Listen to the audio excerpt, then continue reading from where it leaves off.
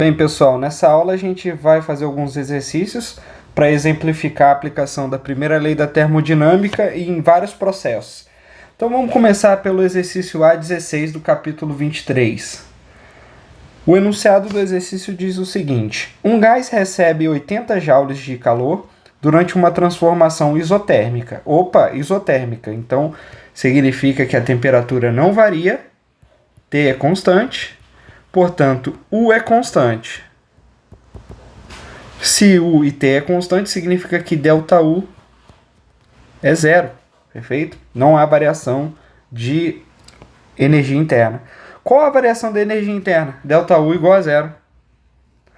E o trabalho realizado pelo gás? Bem, se ΔU é zero e ΔU é o calor menos o trabalho, isso é igual a zero, então a gente tem que o calor vai ser igual ao trabalho.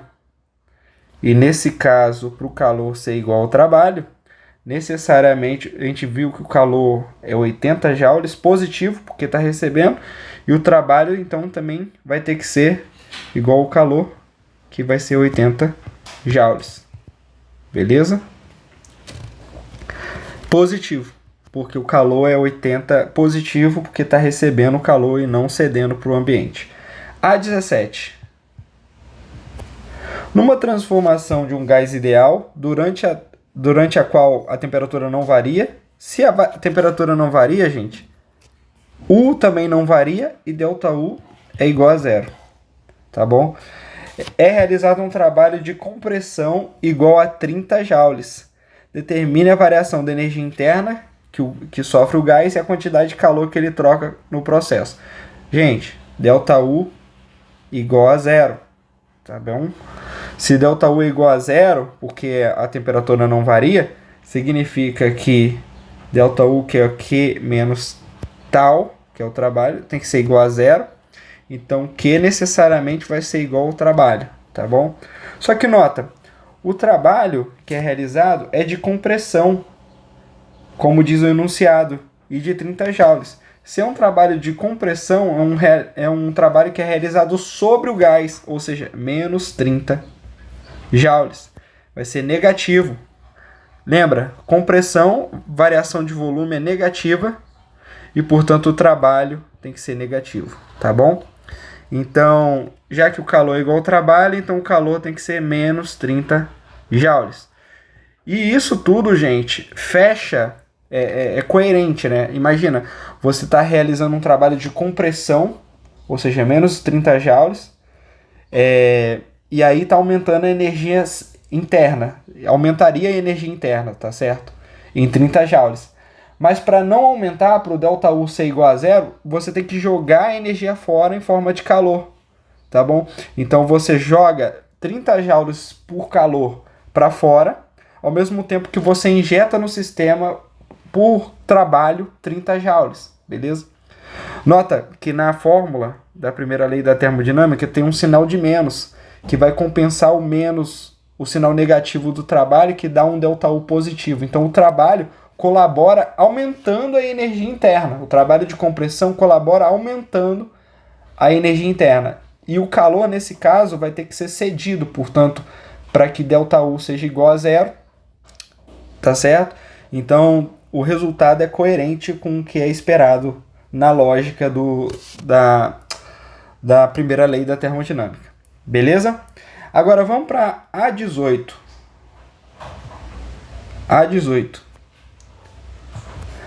A18 diz o seguinte: as figuras representam 3 processos de abaixamento de pressão para um mesmo gás ideal. No processo 1, a transformação é isotérmica. No processo 2, a transformação é isocórica, seguida de uma isobárica. Então tá aqui, ó, uma isocórica sem variar o volume e depois seguido de uma isobárica. Perfeito. E depois temos uma transformação no processo 3, né? Que é uma isobárica, ou seja, sem mudar a pressão, seguida de uma isocórica, sem mudar o volume. E aí, nos 3 processos, A e B representam os mesmos estados da massa gasosa. Ou seja, ele sai do estado A para o estado B. É o mesmo estado A e B em cada um dos gráficos, perfeito? E aí, ele diz o seguinte: determine nos 3 processos a variação da energia interna sofrida pelo gás. Indique qual deles é realizado o maior trabalho e em qual troca a maior quantidade de calor. Gente, a resposta, o pulo do gato para responder essa questão está no primeiro gráfico, que diz que essa curva é uma isotérmica. Se essa curva é uma isotérmica, significa que todos os pontos dessa curva têm a mesma temperatura, sim ou não? E se todos os pontos dessa curva têm a mesma temperatura, significa que A, que também está nessa curva, e B, que também está nessa curva, tem a mesma temperatura, ou seja, a temperatura do estado A tem que ser igual à temperatura do estado B. Beleza? E nota o seguinte, a gente viu que a energia interna é uma função estritamente da temperatura. Então, se a temperatura não varia, se a temperatura de A é igual à temperatura de B, significa que a energia interna em A é igual à energia interna em B, porque não há variação de temperatura, elas têm a mesma temperatura. Desse modo, se o A é igual ao B, ΔU vai ser igual a zero, tá bom? Por quê? ΔU não é U final menos U inicial? Mas quem que é o U final? É o B, a energia interna em B, menos o U inicial, que é a energia interna em A. Mas se essas quantidades são iguais, porque fazem parte de uma mesma curva isoterma, significa que a variação da energia interna é zero, tá bom? E dessa forma, e nota, isso, a função da energia interna é uma função de estado, depende só do estado, depende da temperatura. Então, para qualquer um dos gráficos, a variação da energia interna vai ser igual a zero, porque você está sempre saindo de A e parando inevitavelmente no final em B. E já que a energia interna é uma função estritamente da temperatura, já que as temperaturas inicial e final são são iguais, já que as temperaturas inicial, TA, é igual à temperatura final de TB para os três gráficos, significa que para os três, ΔU é igual a zero. Não só no primeiro, mas nos três gráficos, ΔU igual a zero. Agora, nota o seguinte, nos três processos, você tem calor e você tem trabalho sendo realizado, tá bom? Por exemplo, na curva isoterma, no primeiro processo 1, você tem calor e trabalho ao mesmo tempo, para a temperatura não mudar e ΔU não mudar. Agora, na segunda curva, no primeiro processo de A, no primeiro processo isovolumétrico, você só tem calor, porque não tem realização de trabalho, e na expansão isobárica, a pressão constante, você vai ter tanto calor quanto trabalho. Tá bom? Então, de modo geral, os três processos vão ter calor e trabalho, mas de forma que o calor total menos o trabalho total vai resultar necessariamente em zero. De modo que o calor vai ter que ser igual ao trabalho nos três processos. E nota o seguinte, como é uma expansão, o trabalho é positivo, já que ΔV é positivo. Tá bom? E se o trabalho é positivo, significa que o calor é positivo. Beleza? Então, se a gente fosse comparar, na verdade, o trabalho realizado nos três gráficos, você ia notar o seguinte. Nota que o seguinte, o trabalho é a área embaixo do gráfico do diagrama PV.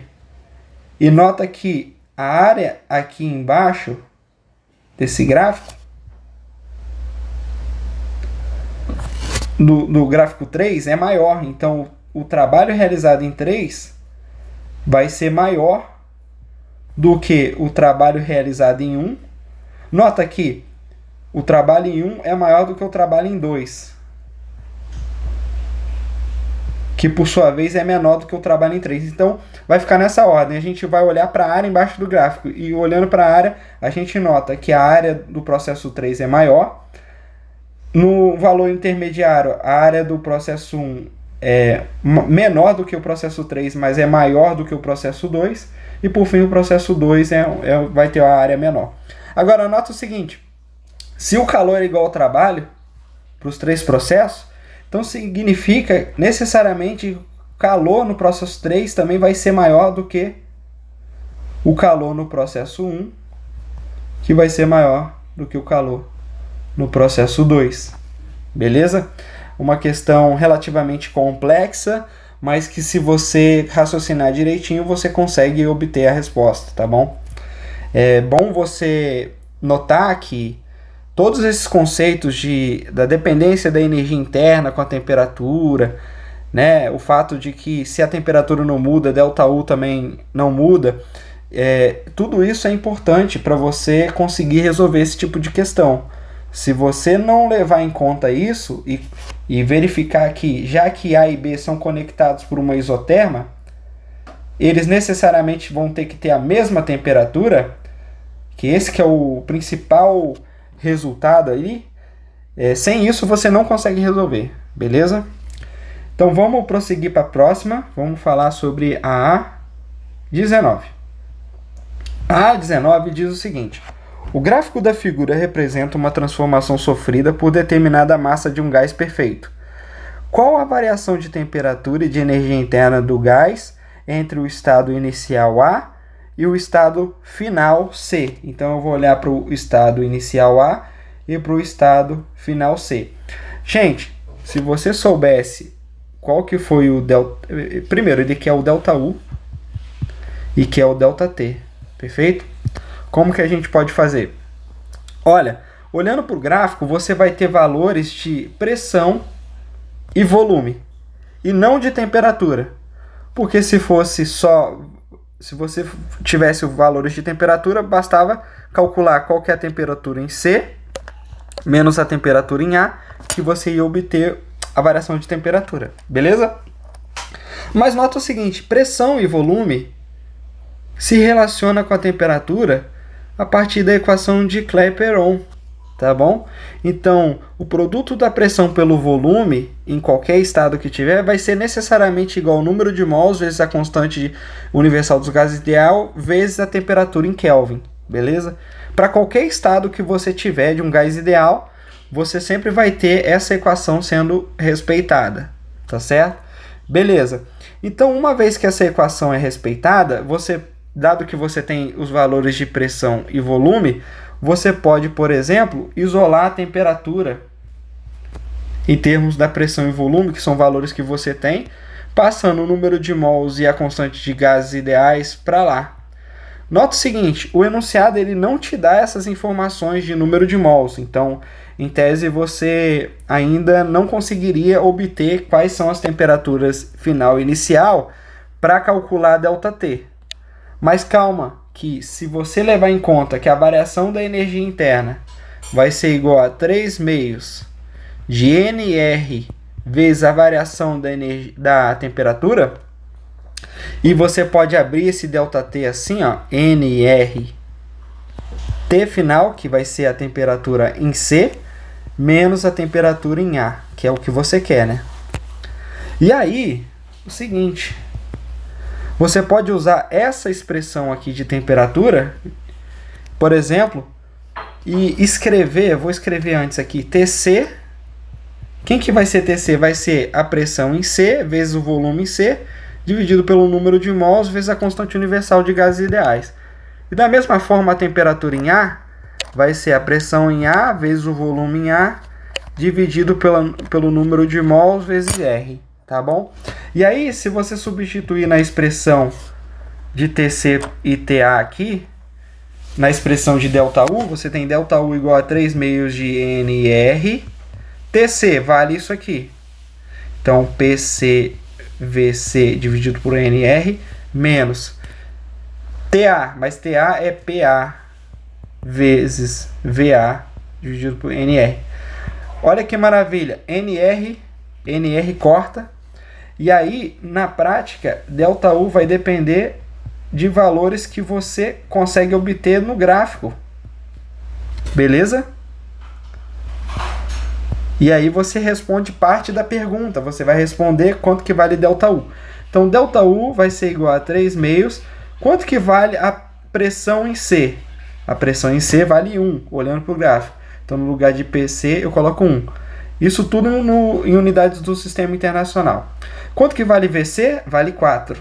4 metros cúbicos. Menos pressão em A. Vale 4. E o volume em A? 1. Ora, 4 menos 4, quanto que dá? 0. Então, daqui você conclui que a variação da energia interna é 0. E lógico, se a energia interna não está mudando, ΔT também não está mudando, porque U é uma função exclusivamente da temperatura para um gás ideal. Então, se U não muda, T também não muda, e portanto a gente conclui que a variação da energia interna é 0 e que a variação da temperatura é 0 também. Então a gente responde ao item A, tá bom? ΔU igual a 0 e ΔT igual a 0. Beleza. E aí, olha só. Para responder o item B, você pode usar a primeira lei da termodinâmica, Q menos tal. Se ΔU vale 0, calor tem que ser igual ao trabalho, tá certo? Porque para dar 0, a diferença de calor menos trabalho, esses números têm que ser iguais, né? Esses valores têm que ser iguais. E aí, ele pergunta qual é a quantidade de calor em joules recebido pelo gás na transformação ABC.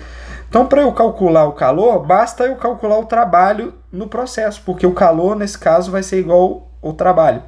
Para calcular o trabalho, basta eu calcular, então, a área embaixo do gráfico P versus volume, tá certo? E aí, essa figura é um retângulo, cujo um lado vale a pressão, que é justamente 4 newtons por metro quadrado, e o outro lado desse retângulo vale 4 menos 1, vale esse ΔV, que é igual a 3 metros cúbicos, tá bom? Então, o trabalho vai ser a área embaixo do gráfico, área do gráfico do diagrama pressão por volume. Então, o trabalho vai ser igual a 4 vezes 3. Como está tudo em unidades do SI, isso vai dar 12 joules. Beleza? E aí a gente calculou, então, a resposta do item B. Agora, vamos, por fim, resolver A20. O enunciado da A20 diz o seguinte, ó. Um gás perfeito se expande adiabaticamente, realizando um trabalho de 20 joules. Qual é a variação da energia interna? Gente, se ele expande adiabaticamente, significa que ele não troca calor. Um processo adiabático é, por definição, um processo em que o calor é zero, onde não há calor sendo cedido nem fornecido ao gás. E aí, já que o calor é zero, a variação da energia interna vai ser Q menos tal, mais o Q é zero. Então, ΔU vai ser igual a menos o trabalho. Beleza? Então, para eu calcular a energia interna, basta eu calcular o trabalho. Nota o seguinte, o processo é um processo de expansão, então o trabalho é mais 20 joules, positivo. Porque é um processo de expansão. O ΔV positivo implica num trabalho também positivo, lembra? E aí, o seguinte, ΔU vai ser igual então ao menos, que é da fórmula, e o 20, o mais 20. Então, ΔU vai ser menos 20 joules. Beleza? Ou seja, quando ele expande adiabaticamente, ele está usando aquela energia interna para realizar trabalho. E, portanto, essa energia está sendo gasta em trabalho. Portanto, está ocorrendo um decréscimo dessa energia para a realização do trabalho. B. Então, a gente respondeu o item A. Agora, vamos para o item B. O que acontece com a pressão, o volume e a temperatura do gás nesse processo? Bem, gente, se é uma expansão, ΔV é positivo. Então, volume cresce, né? Volume aumenta. Tá bom? Vou colocar assim, volume aumenta. Tá aumentando o volume. Beleza. Agora, se ΔU é negativo, significa que a variação de temperatura também é negativa. Então, a temperatura diminui. Porque U é uma função da temperatura. Se a temperatura cai, U também cai. Ou melhor, se U está caindo, se está ocorrendo uma diminuição da energia interna, negativa aqui, ó, a variação, significa que a variação da temperatura também é negativa. Beleza. Mas, é o seguinte, para um gás ideal, se você tá aumentando, desculpa, na verdade diminuindo, né? Então a pressão vai diminuir também. Pressão diminui porque você está diminuindo a temperatura e a pressão é diretamente proporcional à temperatura, tá bom? Você pode olhar por essa expressão aqui, ó, PV igual a nRT, beleza? O que acontece com a pressão quando o volume aumenta e a temperatura diminui? O volume aumentar está associado a você diminuir a pressão. E é a mesma coisa, se a temperatura diminui, a pressão também cai. Então, os dois efeitos no volume e na temperatura levam a uma diminuição da pressão, olhando para a equação de Clapeyron. Então, P diminui também, tá bom? E assim a gente encerra essa videoaula. Espero que tenha esclarecido algumas coisas sobre o conteúdo. Abraços!